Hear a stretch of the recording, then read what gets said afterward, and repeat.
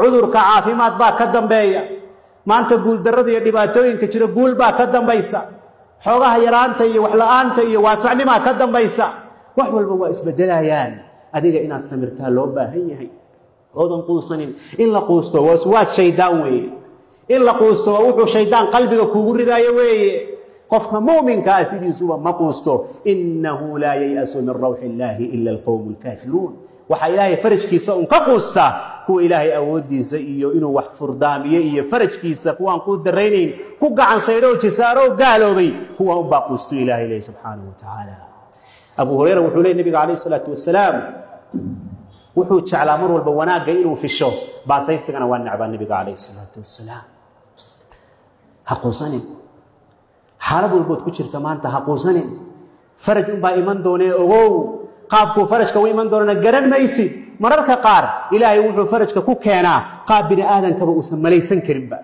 siyaabo bini aadanka uusan suuraysan karinba oo cajiib ah buu farajka ilaahay ku imaanaya subxaana wa tacaala sidaa doonta keliya ku iman maayo nebi yuusuf tusaale aan usoo qaadano calayhi wacala nabiyina asalaatu wasalaam bal eeg walaalihii baa xoogaha jacaylka odaga uu jeclaabay dhibsadeen way ka qaadeen ceel bay ku rideen meel cidlo ciirsilaa baylaha cidlo joogin wax u maqan ma leh halkaa mugdigaa bay kaga soo tageen isagoo wiil yar ah cid ka agdhow meeshaa ma leh farajkiisee u yimid niman socotaaba ilaahay u keenay subxaana wa tacaala u sakhr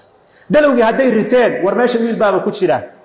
waa la gatay addoonnimuu soo maray xabsi buu galay dhibaatooyin badan buu soo maray muxuu ku dambeeyey boqortooyo iyo maamul magac maal maamuus ilaahay subxaana wa tacaala suu ugu abaalguday fiiri mararka qaar dhibaatooyinkan badan ee kugu dhacaya baa farajka lagu soo marinaya soo mood farajku baa halkaas ku soo maraya mararka qaar nabi muuse fiiri calayhi wa nabiyina salaatu wasalaam nin baa u yimi war waa lagu tashaday carar waa lagu dili rabaa iska cararay xoolo ma haysto waxba ma haysto wehel ma leh ciidan ma leh waxba ma leh dhul uusan aqoonin dal uusan garanayn dad uusan garanayn ardi qurba waa iska hayaan waa iska dhaqaaqay ilaahay subxaana wa tacaala wuxuu u sakhiray iyo farajka siduu ugu soo mariyey bal fiiri laba gabdhoodoo meel taagtaagan buu wax u waraabiyey faraj iyo reed iyo xoolo iyo nebinimo iyo barwaaqo cabsidii oo dhan ba amni baa loogu bedelay garaadadiisa iyo darajaadkiisana ilaahay kor buu u qaaday subxaana wa tacaala